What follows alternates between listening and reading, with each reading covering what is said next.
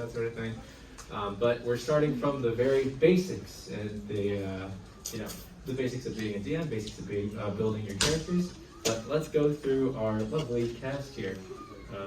You want to start, Christian? We get the mic? Yeah. I already said my name, but I'm Christian. But What are your pronouns? What do you do? My pronouns are he, him, and I am the dungeon master for the Stream of Fate. Woo! We do a lot of writing and talking. You do so much work. You never get paid for any of it. I don't get paid for it. I'm Chris. My pronouns are they, them, and I play a character named Vincent on the Streets of Fate podcast. Hello, my name is Kayla. My pronouns are she, they, and I play Azur on the Strings of Fate podcast. Hello, my name is Michelle, and I play Ladara on the Strings of Fate podcast. Oh my god, who are you dressed as? Oh my god, I'm dressed as Ladara. Oh my That's god. so crazy. This is my character. Wow. This is what she looks like. Except she's blue. Except she's blue. I'm not blue. So yeah, we wanted to do this panel today to talk about how to be a storyteller, because the one thing, let me act like I know how to use a mic. So the one thing that we really feel comfortable doing and everything is telling stories and feel comfortable playing our characters. And a lot of times when we talk to new beginning D&D or TTRPG players, it's a lot of the hurdle is how do you feel comfortable with your party? How do you feel comfortable with yourself and your choices? And so we're here to let it all out, to really get to the bottom of it, and to make sure that we're all on the same page. Yeah. Yeah, absolutely. Feel free to ask questions if you got questions. Goodbye. Anyway. Can I get an F in the chat? That is not going to be indicative of how this is going to go. But yeah, we're going to go off the rails. It's going to be a nice conversation here about, playing D&D. And that's a good question. How many people here have any experience with anything D&D? Oh, wow. Yeah. Awesome. With our people. Wait. How many people here bought dice this weekend? Yes! Woo! Too much money on this. Hell Yeah, let's go. You all deserved it. Absolutely. Yeah, absolutely. And in terms of how many people here would you say that you're pretty experienced in D&D, TTRPGs? Okay, awesome. Is there anybody who's never played a TTRPG and you're just trying to come in here? Woo! Welcome. Happy to have you. Yeah. It's a beautiful hobby. It's growing a ton in the past few years, thanks to the big three: Critical Role, the Adventure Zone, Dimension 20. It's growing. One Bleach.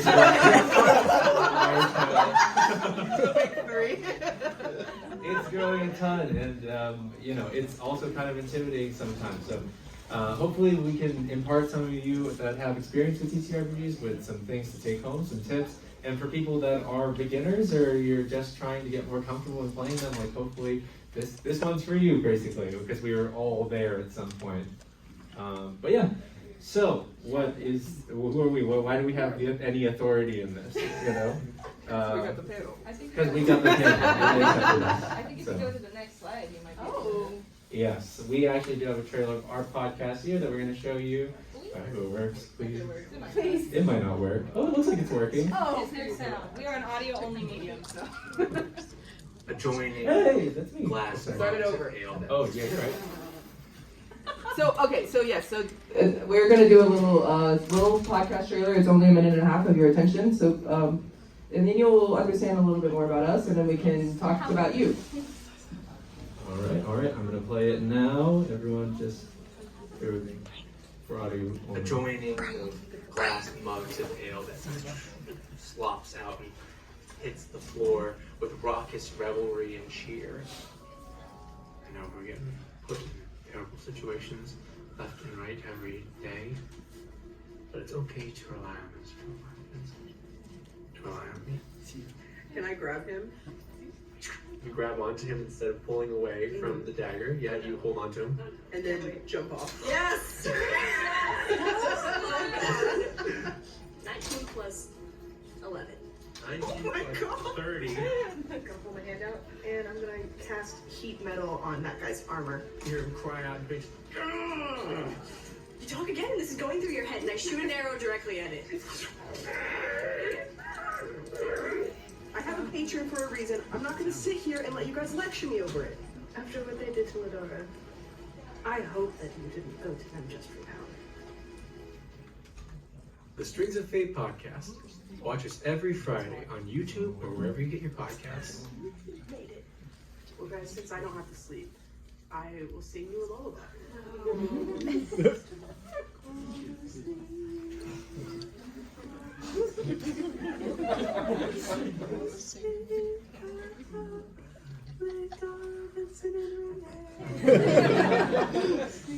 Would you please stop?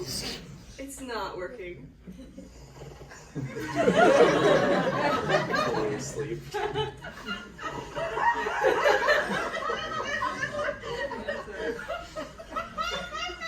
This is a good indication of us. So, yeah.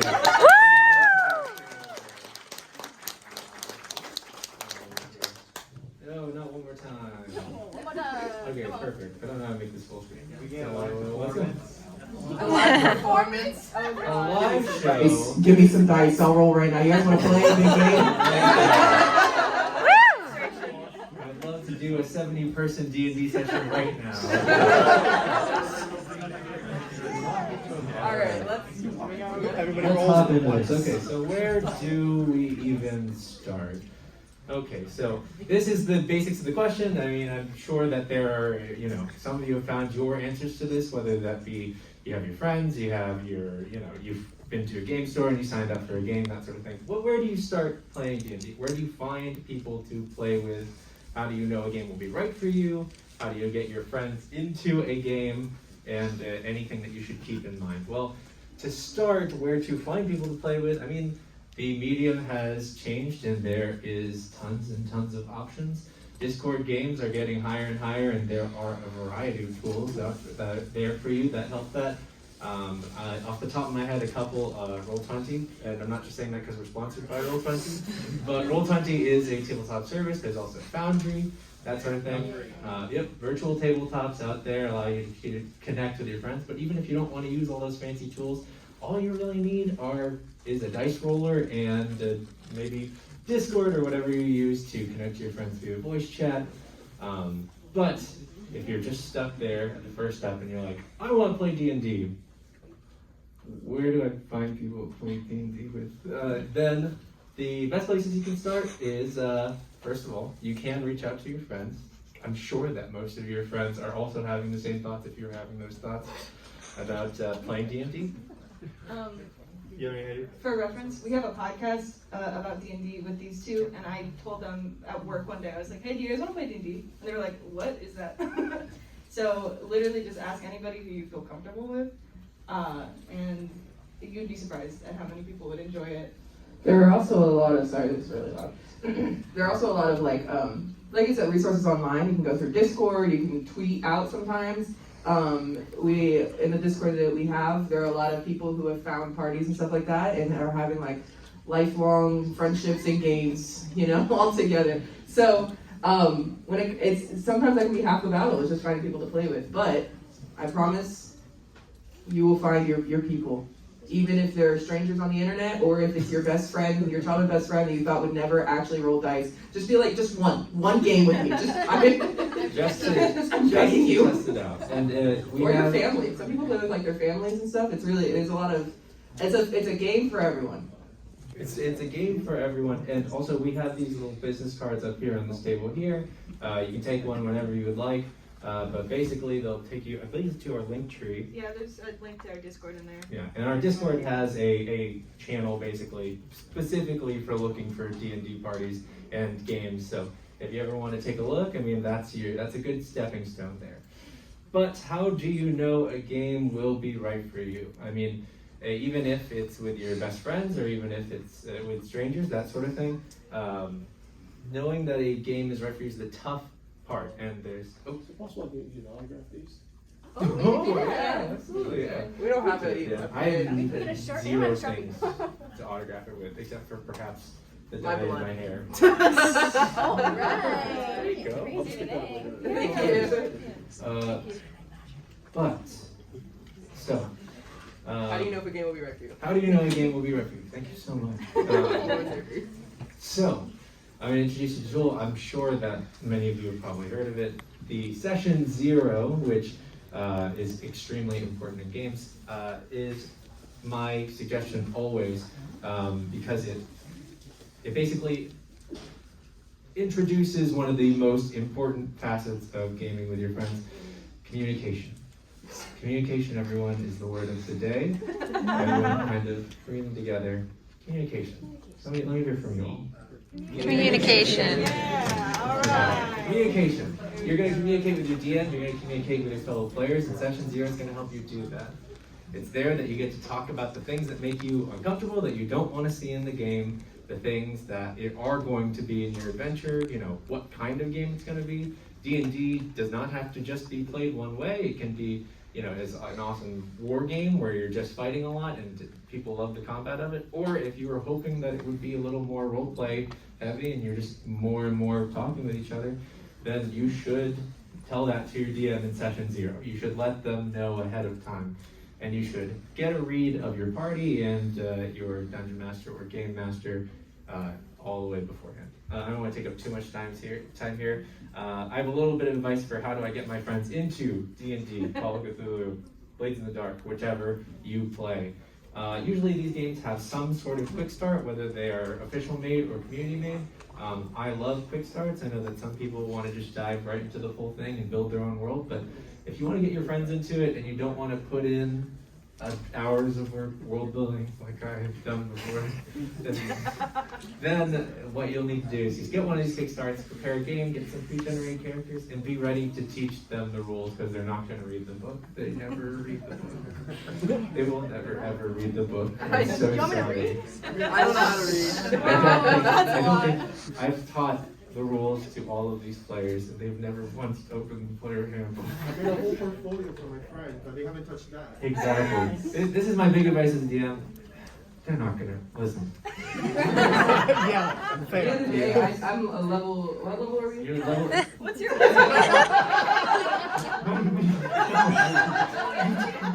What's your subclass? Quick. Hex Blade. Oh my god. You say it with hesitation. Yeah. Listen, for all my DMs out there, if you're thinking that you've created this primer for your world that's 30 pages and it's really well done, and I'm sure it's really well done. I'm sure you've done so good at world building and putting all the rules together in the best format possible and all the research. They're not gonna read it. They're not gonna read it. I'm so sorry. I'm using this. I'm gonna use the next 40 minutes to. No, Kristen's like, please level up. Level up your character already.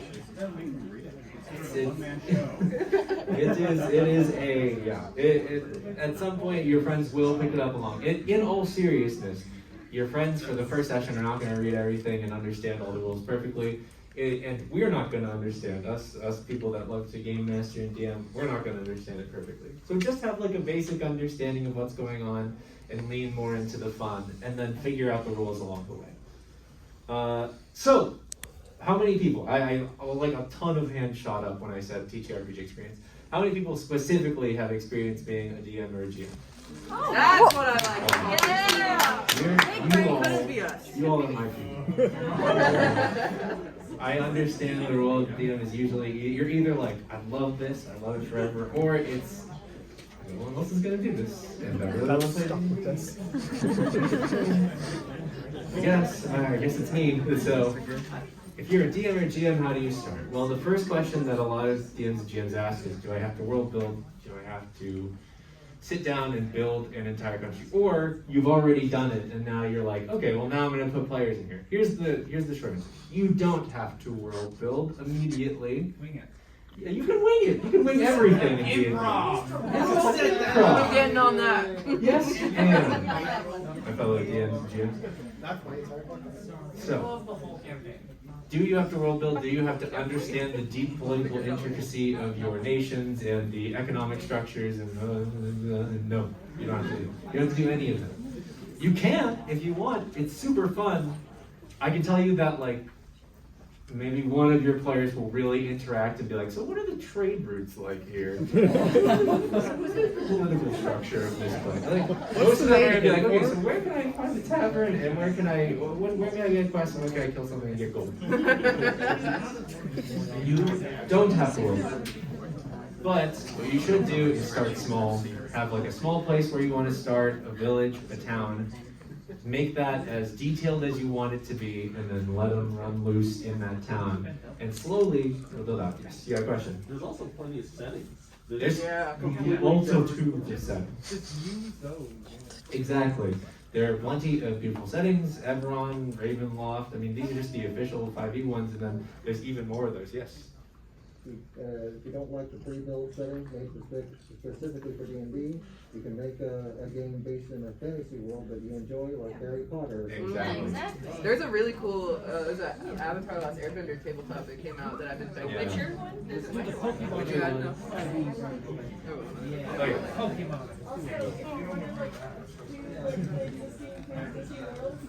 Wizards of the Coast is not gonna come by and be like, you have to follow the rules. You can I wish they would. Tell Wizards of the Coast to come call me. Yeah. We're kind of. Oh yeah, I'm not. If you're from Wizards of the Coast here, you're not safe. I'm just kidding.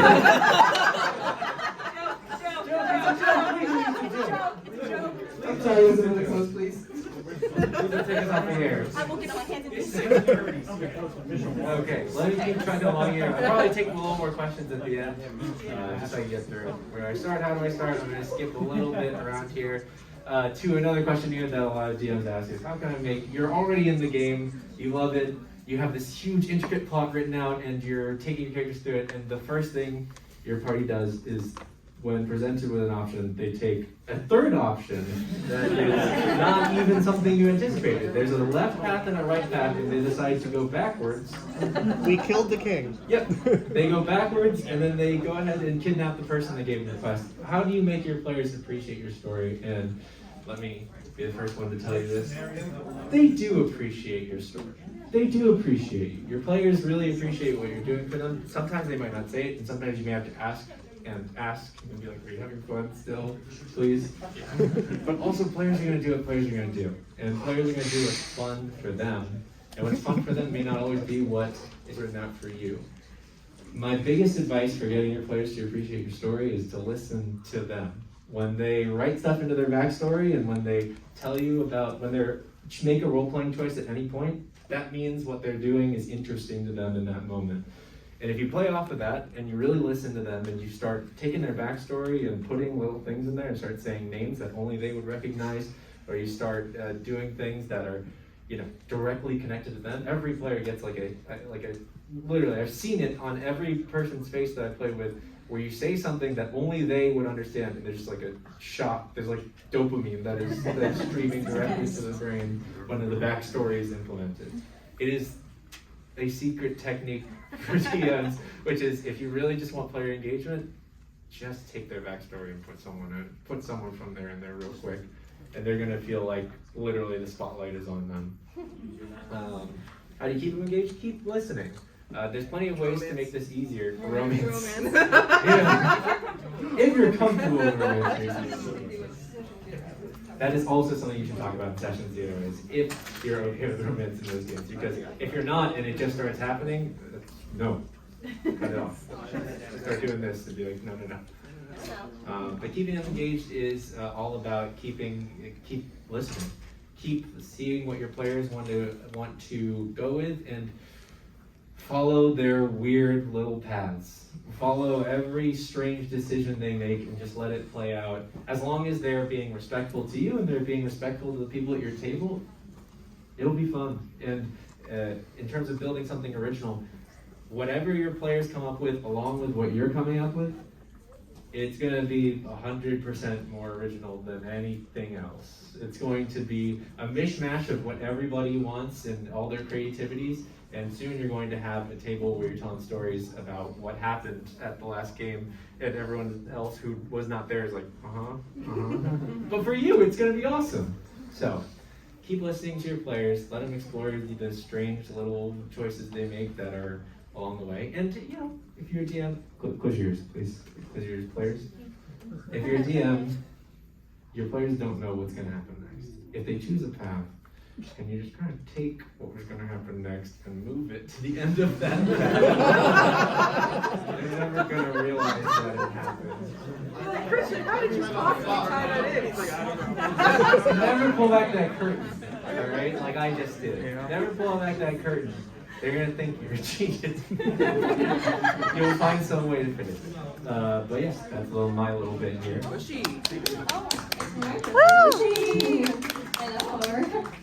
Hello. So how do I make a character? Where do I even start? How do we even think about that? That's a good question. And honestly, when we started playing D&D, me and Kayla had never done anything like this before at all. Up until 2 years ago, I had no idea what D&D was and what you were supposed to do with it at all. And here I am, fully dressed in my cosplay 2 years later. We love to see it. But how I started was I basically choosing to make a character that I basically saw. Let me rephrase. I used resources around me. So basically, when I created my character, I used books like The Throne of Glass because I really like series like that, and I really love powerful females. And I was like, that is the kind of character that I want to play, especially because I wanted to play someone who was so much more powerful and could kick my ass. So basically, just look around, things around you that you enjoy, things that you see that you like, just write things down and piece them all together, and you can create something totally wacky. I already have ideas for a new character, but they're in here. And they're staying in here because my character's going to stay alive. Right, Christian? Right, Christian? Okay, yeah, there you go. I'm keeping on that. And also, speaking of Christian, work with your DM. I said, me and Christian had so many long text messages of just paragraphs that I'm like, hey, I have this giant idea for my character. I'm just gonna send it to you and you can do whatever you want with that. But like, I'm just gonna put that out there. And I would talk to him and be like, hey, is it okay if I do this? Or like, I kinda wanna do this with my character. Do you think that would fit? And he'd be like, yeah, or like, no, but we can work something around it and like kind of work with it and go from there. And it was really helpful because he's a very helpful person.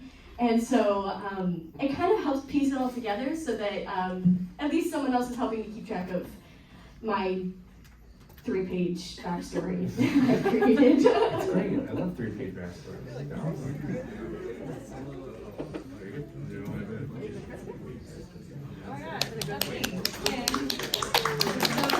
For anybody who doesn't know, I am an artist, and I make a lot of things for the Strings of Fate, and I draw them all the time. I also have a booth in the Artist Alley, so you can find me. So I have a lot of thoughts about design. I think a lot of people struggle with visualizing their characters, and when I make characters myself, I start with their design. I just draw something that I like, and I'm like, this character looks nice. And then I think, what are their vibes? What is the aesthetic? What are the vibes? I have to vibe check my characters. And then from there, it's different for everybody. Everybody has a different process of like how they create a character, but I start with the visual, and then I go back and I think, well, what kind of story do I want to tell with this character? Like what exactly like am I getting across? Like, am I getting across the idea of is my goal for this character that they are going to like find a family? Is it found family? Is it like accepting yourself? Is it et cetera, et cetera? And then I start writing their story. And then when I write their story, then their design changes accordingly. So it is a long process, but if you have any like problems getting started on like how to make your character, how to make them visually, there are a few resources that you can use. Pit Crew is a great one. I don't know if anybody who knows what Pit Crew is. Okay, some people don't. These numbers up. Pit Crew About to enlighten you. is a whole website full of wonderful creators who make like character creator generators that are free to use. They have terms of service for each one. Obviously, don't steal art, please. Thank you. But those are great to visualize your character with. You can change around hair and everything and make a little avatar. And then if you want, if you have the money and if you feel like it, you can commission an artist and then they can visualize your character with you. You can also, I've had people who give me their backstory and nothing else. And they say, have fun. And I say, okay. So those are great tools. Same thing with Pinterest boards. I have apparently been told that lots of times that my art ends up on Pinterest. So you'll probably find some D&D art on there that you can send to an artist to commission your character. And like I said, story influences design all the time. I had a character one time who had bangs, and I wrote their backstory after I made them, and then I thought, in the backstory, I wanted to have a moment where their hair was cut off all the way. And then I thought, well, if their hair was cut off and it was a really big, horrible moment for them, like that was a traumatizing thing. And so I thought, well, they would never cut their hair again. So I got rid of the bangs, and now he's got really long, not touched hair. So it's just like little things like that that might change your design. And think critically about your design choices. I think that having an opinion about everything that your character does will get you into character, which we'll talk about in a second here. When you think about like what kind of hairstyles your character would have, that tells the world about how they think about hair, how they present themselves. I have a character, Vincent, who is on the Strings Every podcast, who has ADHD, like me. And so I thought, well, he's got a lot of rings on to fidget. So it's like things like that.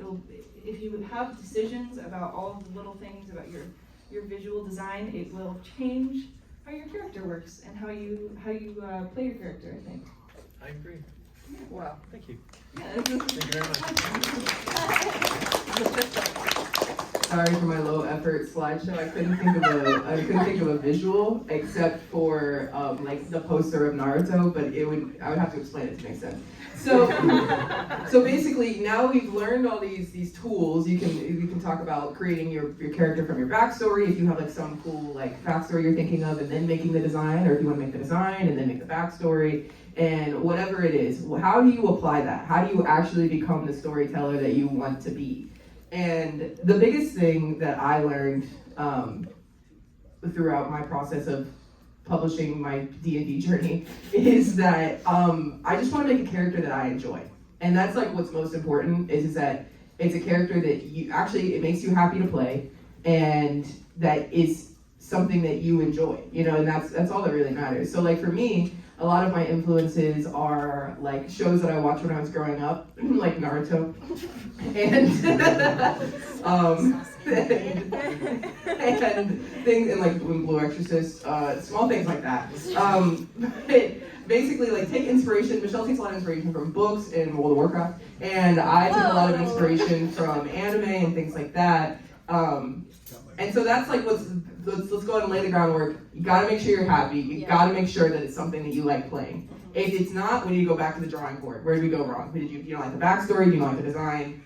But once you achieve that, then you need to start developing their personality and making choices for them. So my character on our podcast is a little dumb and a little chaotic. And so because of that, it's kind of hard to play, because I unfortunately do not, so smart. my brain is massive.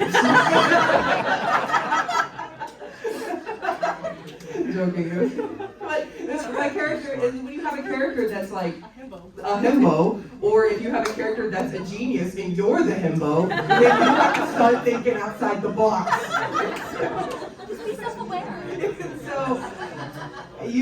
So what I do is sometimes, because for me, I was like, I had to think of the difference between my character and me. And so every time I think of a solution to the problem in the game, I just do the opposite. And I'm like, Oh, that makes so much sense. and it's things like that, like, it can be the smallest things. Like, it can be, there was like, small things like I one day decided to make my character vegan, just off the bat. Just was like, yeah, he's vegan. Sorry about that.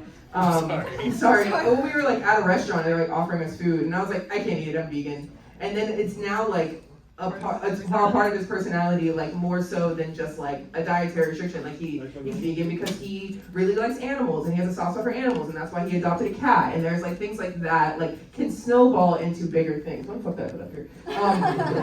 Sticking to motives and speaking of acting, sticking to motives and decisions. Basically, like once you have like created these decisions for your character, whether it be their personality or their look or whatever, it's like what helps you stay in character is like reminding yourself of things. I've written them down before, and so you're like, you have to remind yourself like, no, my character is angry all the time, or like my character is like so sad all the time. There are small things like that like small things. If you basically like you want to keep your decisions, they snowball into bigger things. What's next? Small prompt personality quizzes. I take every personality quiz for my character.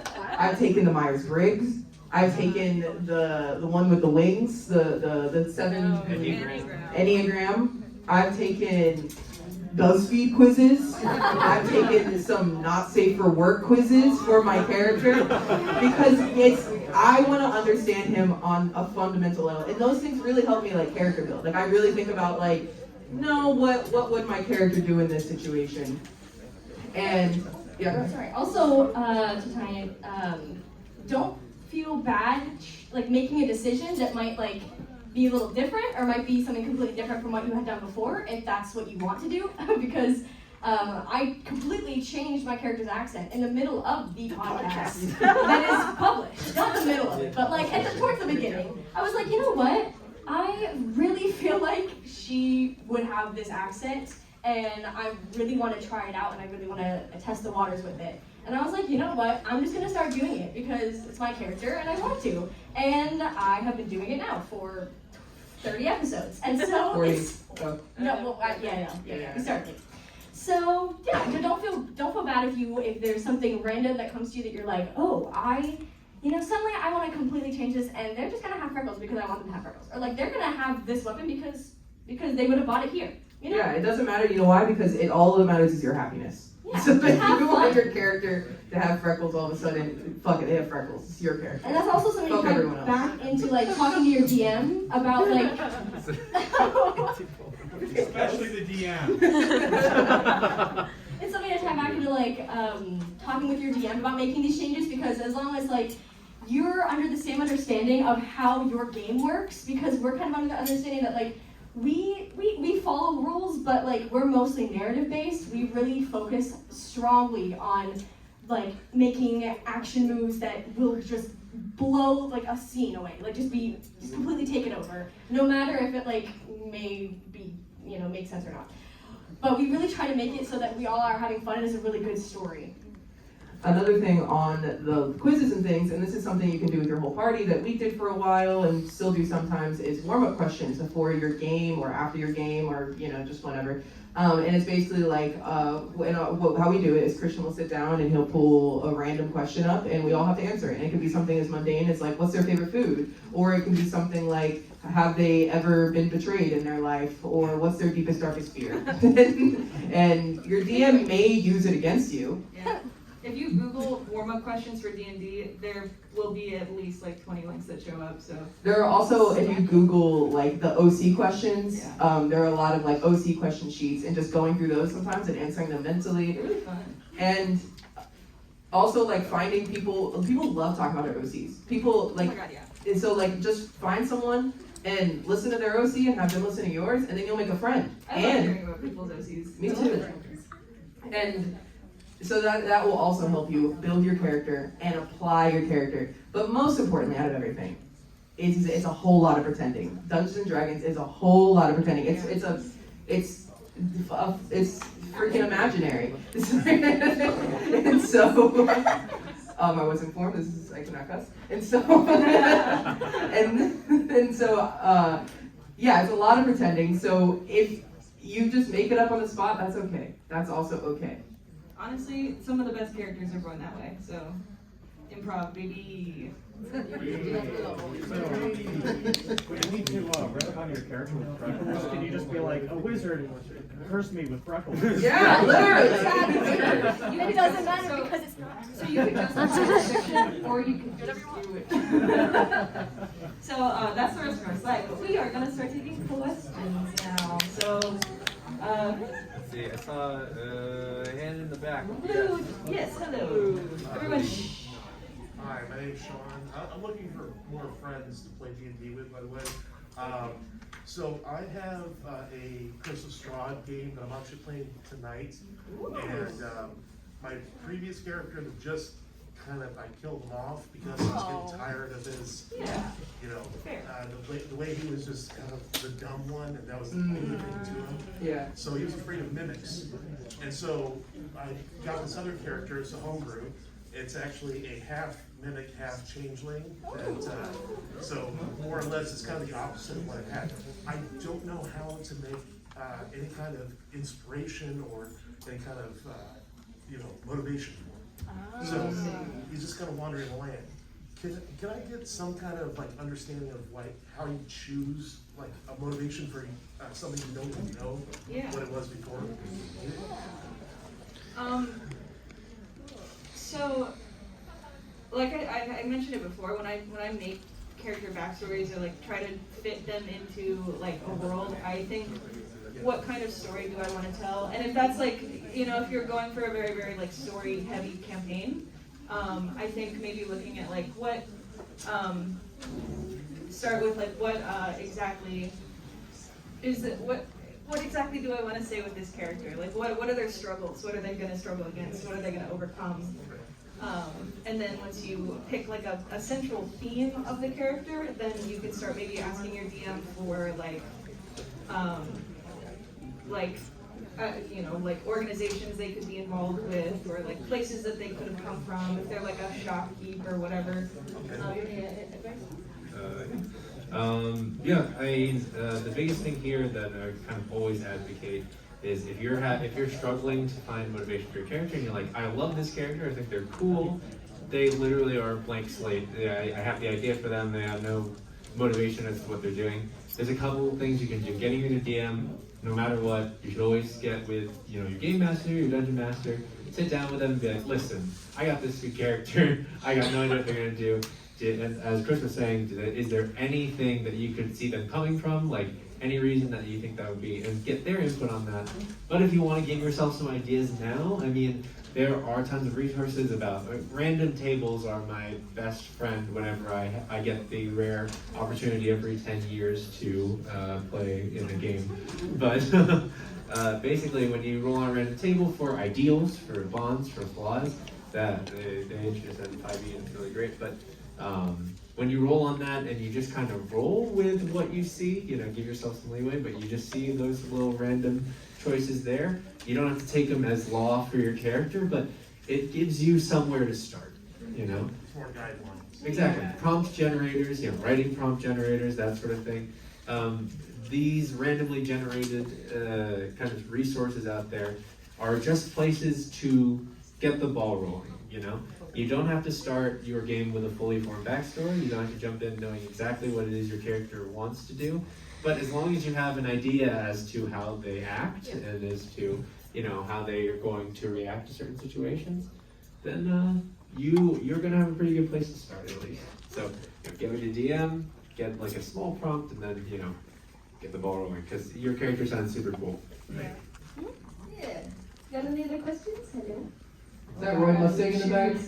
Hey, yo, Roy Mustang. What would you say is the best way to direct your players back onto the story that you're trying to tell? Christian. I give a little tip about this. First of all, players, close your ears. That tip I gave earlier about moving things in the background, your players are literally never gonna know that you did actually expect for them to go down this weird random path that no sane human being would think about. You did. The players need a fountain for 30 minutes. But the secret of being a dungeon master is pretending like you did.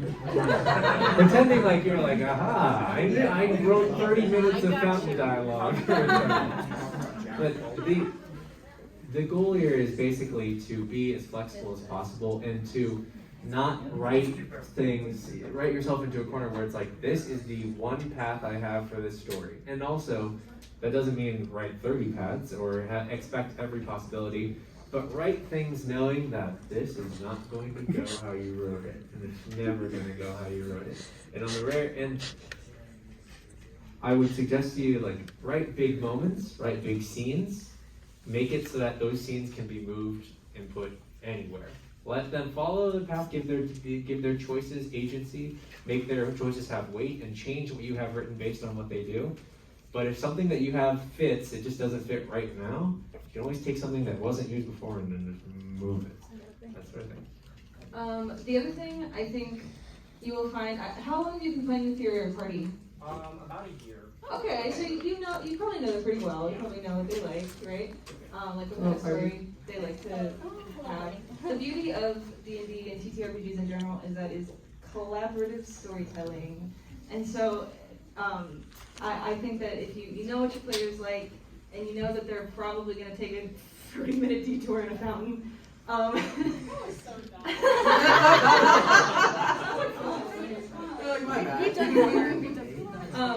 but if you know that they like having like fun little dialogue and scenes where they might go explore a city or something, then that might be like something that you start writing in the future. I mean, obviously, you probably have a really wonderful like overarching campaign plot or something like that you really want them to get to see. Which, sorry, Christian, I'm sure we've done that to you multiple times. So we're like, oh, no, we're gonna go swim in a fountain. But just knowing what your players like and what they kind of want to see, and kind of anticipating that I know they're gonna go for this. Like I know that this shopkeep is hot, so I know they're gonna talk to him. You know, things like that. Questions? With the Christmas sweater. Oh, what is the worst thing that your player's done?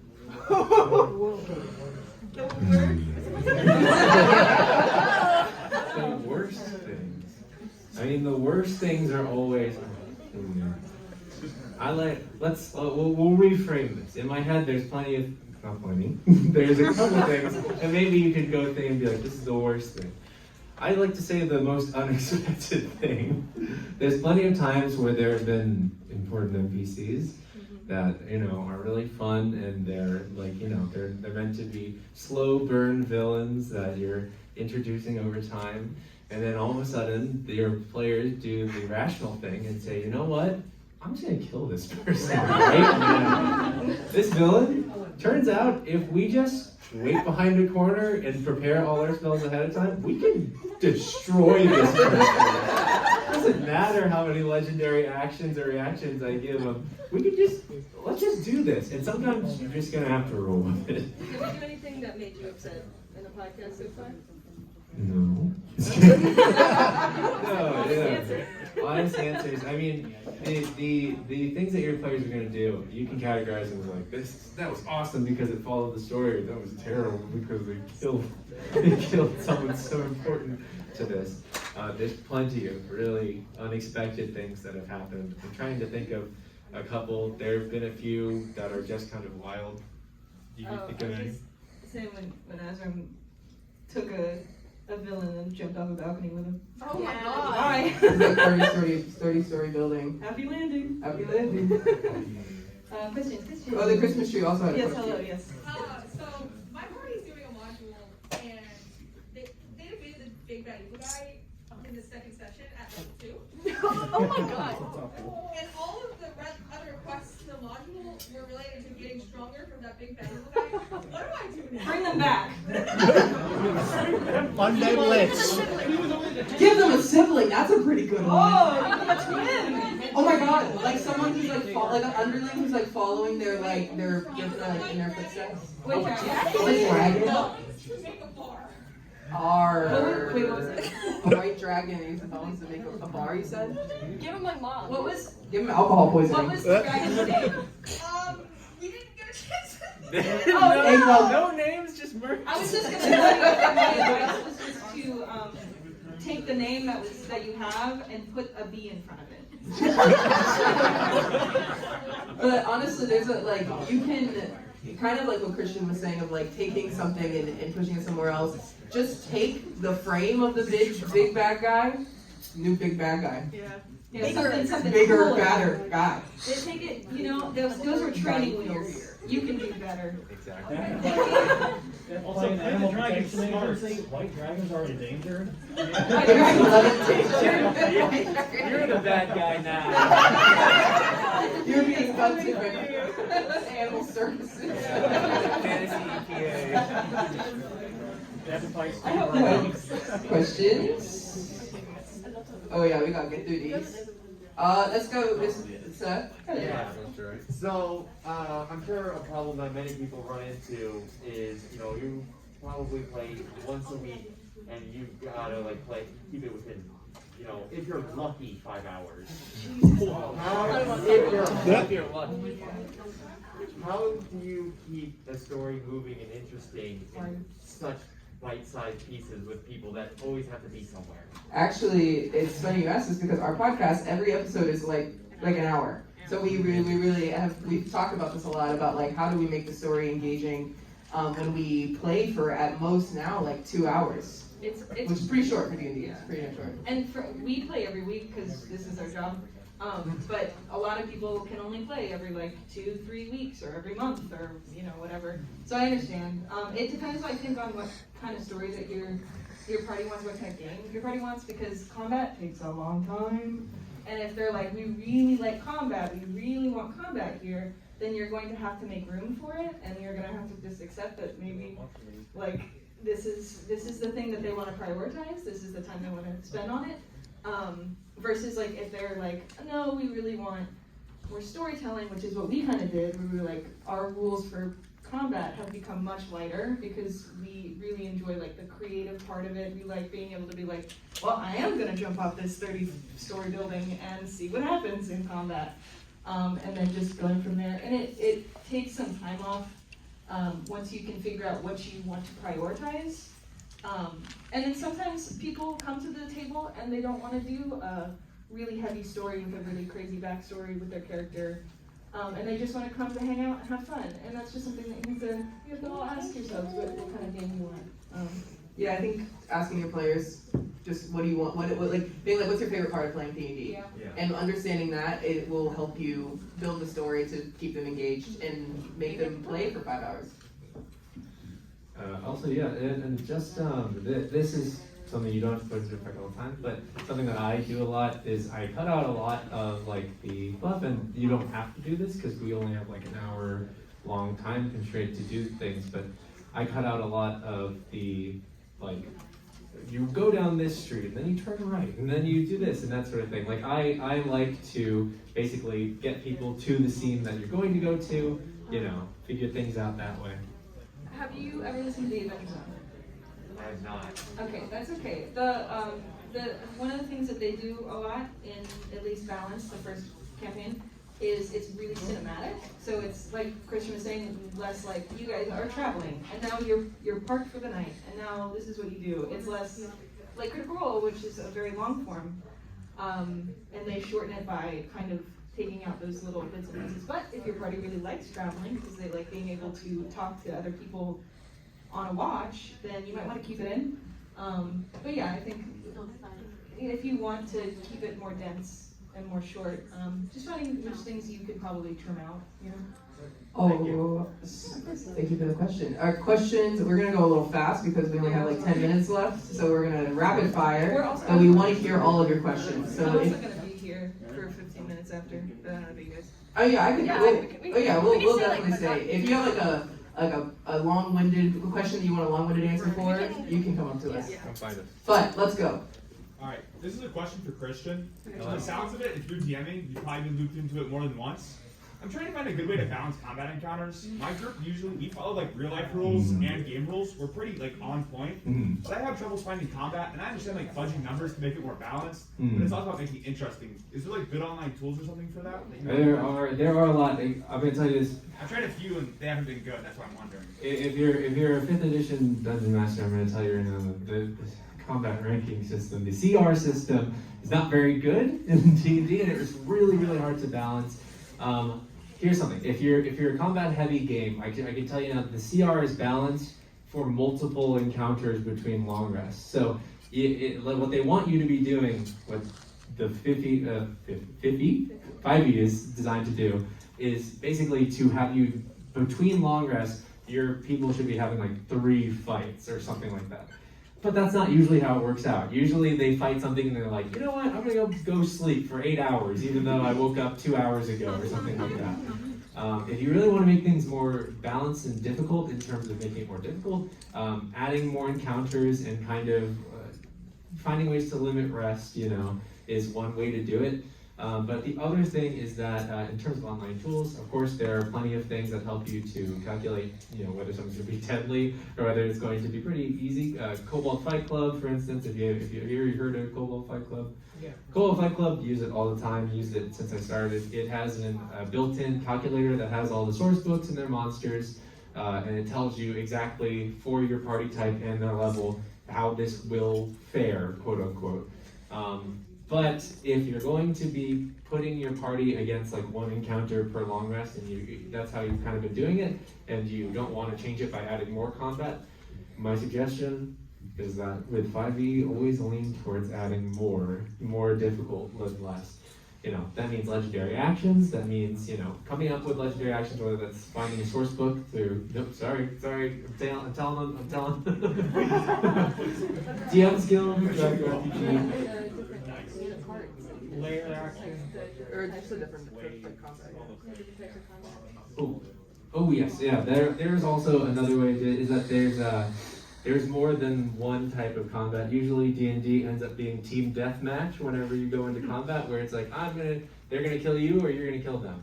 If you give the enemies a goal besides kill the people, and you give your people a goal such as protect this person or capture the flag, etc. Like start going based on game mode in terms of what you want that combat to be. All of a sudden, it's not about how many times 4 hits from a fighter all of a sudden doesn't mean anything when the goblin has gone by, snuck past them, and stolen the cargo they were protecting. Like they still lost. They still lost because they didn't follow the goal. So there's plenty of ways to like make combat more balanced and to make it a little more difficult against your players, and to keep it interesting without just adding 300 hit points to it and being like, all right, well, have fun for 7 turns. Thank you very much for the advice. Thank you for your questions. Steven, sir? Oh. So I've been a dungeon master for about 5 years, and I started off playing 5th edition. I went to 1st edition, and now I went back to 5th edition. And I've been the DM for 5 years. I had 2 players in our rotating group that have asked to try to be DM. They asked me for advice, and they've known me for a while, and I've basically told them everything that you told me today, with the adage of read the Dungeon Master's Guide. We went into these games, and no one liked it, and I said, hey, how did you build the campaign? They said they didn't read the Dungeon Master's Guide. And so being a Dungeon Master is the blessing and the curse of knowing the whole story but not getting to experience it. How do you get someone else to be the DM? Good luck. You want to DM a session? I'll DM a session. Yeah, right. You could ask people. DMing is really intimidating. I've only DM'd like 2 sessions, not with these people, but with other friends. I would say try to gently tell them that it's not as scary as it looks. Because I remember when I first tried to DM, I was like, oh my god, I'm in way over my head, I have no idea what's going on.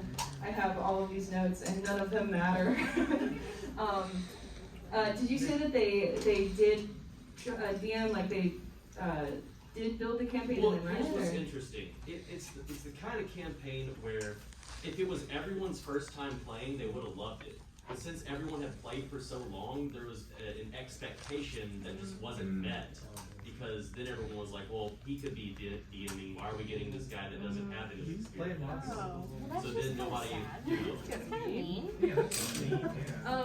Well, I think it goes back to communication. Like, what do you not like about it? Is it because there's like not because people aren't following rules and those? Because some people really like rules. I do like rules sometimes. I like being able to.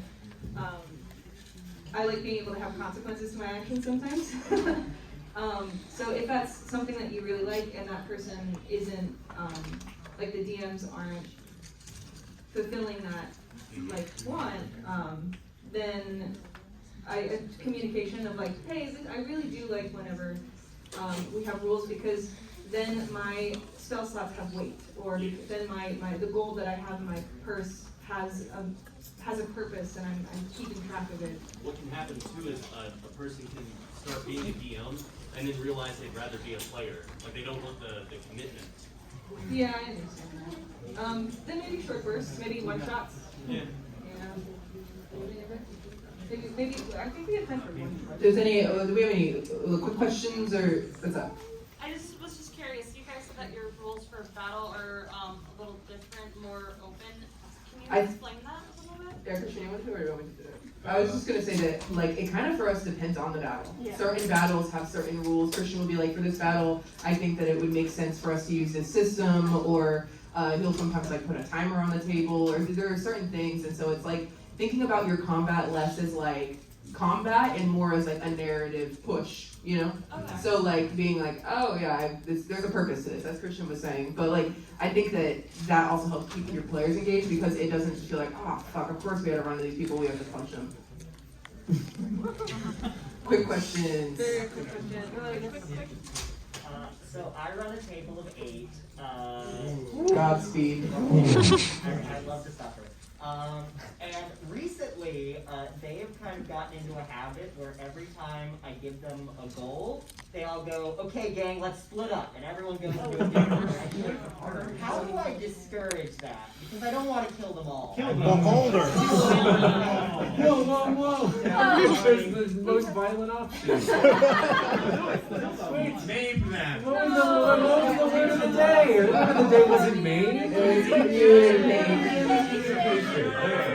So when the party splits up, your party splits up, it's gonna happen. It's what's going to go down. There's a couple ways you can handle that. First of all, if this happens and it's not something you can really plan for, and it's something that really kind of limits your enjoyment of the game because you're juggling 8 players, like all I'm saying is take a moment, step outside the role of I'm the dungeon master, you are the players, there's this barrier between us. Break down the barrier and sit down and be like, listen, this cannot happen.